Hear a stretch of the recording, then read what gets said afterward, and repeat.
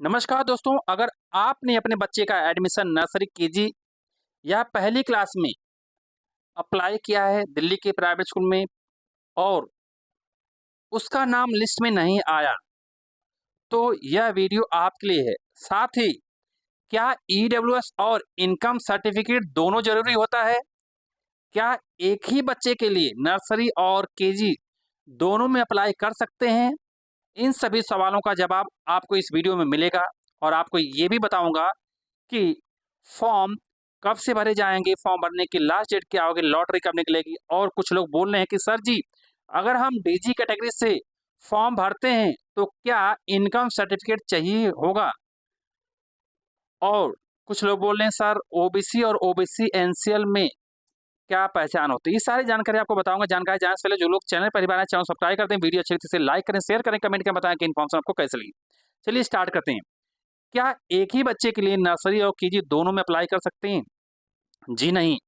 एक बच्चे का चाहे आप नर्सरी में ही फॉर्म अप्लाई कर सकते हैं, चाहे केजी में ही अप्लाई कर सकते हैं। दोनों में कभी भूल के मत कराएं, तो आपके बच्चे का नाम कभी भी नहीं आएगा। केवल एक ही क्लास में अप्लाई करना, एज लिमिट देख लेना, किस एज लिमिट में है बच्चा, उसके हिसाब से उस क्लास के लिए रजिस्ट्रेशन कर देना। चलिए बात करते हैं, क्या ईडब्ल्यूएस और इनकम सर्टिफिकेट दोनों जरूरी होता है? अब बात करते हैं ईडब्ल्यूएस और इनकम सर्टिफिकेट की। बहुत से लोगों समझ नहीं पाते हैं कि दोनों में क्या फ़र्क है। ईडब्ल्यूएस सर्टिफिकेट या उन लोगों के लिए जो आर्थिक रूप से कमज़ोर वर्ग यानी इकोनॉमिकली वीकर सेक्शन में आते हैं। इसका फ़ायदा सरकारी योजनाओं में मिलता है। ध्यान से, सरकारी योजनाओं में मिलना है।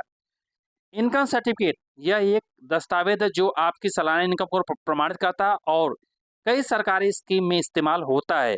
तो आपको ईडब्ल्यूएस का फॉर्म भरने के लिए आपको ईडब्ल्यूएस सर्टिफिकेट नहीं, इनकम सर्टिफिकेट की ज़रूरत पड़ती है। ध्यान से सुनिए, इनकम सर्टिफिकेट होना जरूरी है। और आपके बच्चे का नाम लिस्ट में क्यों नहीं आता है, क्या उसके कारण हो सकते हैं? सबसे बड़ा सवाल है आपके बच्चे का नाम लिस्ट में नहीं आना। पहला, डॉक्यूमेंट्स में कोई कमी, सर्टिफिकेट सही अपलोड नहीं हुए हों या वैलिडिटी सही से नहीं रही हो। दूसरा, कट ऑफ से ज्यादा इनकम, ईडब्ल्यूएस कैटेगरी की शर्तें जो होती हैं उसको पूरी नहीं हुई हो, उसको फॉलो नहीं किए हों।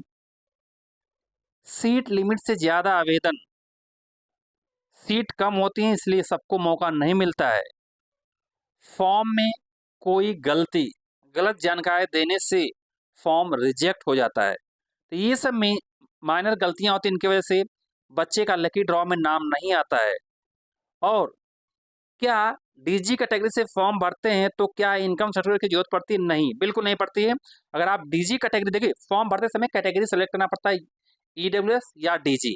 अगर आप ईडब्ल्यूएस से हैं तब आपको इनकम सर्टिफिकेट देना पड़ेगा, उसका डिटेल। अगर आप डीजी से हैं तो आपको इनकम केवल लिखना पड़ता है इतना, लेकिन आपको सर्टिफिकेट लगाने की जरूरत नहीं पड़ती, आपको कास्ट सर्टिफिकेट की जरूरत पड़ती है। ध्यान से सुनिए, जब फॉर्म भरा जाएगा मैं आपको फॉर्म भर के भी दिखाऊंगा। और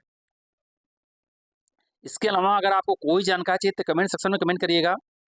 तो दोस्तों, इस वीडियो में हमने जाना कि हमें नर्सरी केजी दोनों क्लास में अप्लाई कर सकते हैं या नहीं, ईडब्ल्यूएस और इनकम सर्टिफिकेट की ज़रूरत क्या है, और बच्चे का नाम लिस्ट में क्यों नहीं आता है।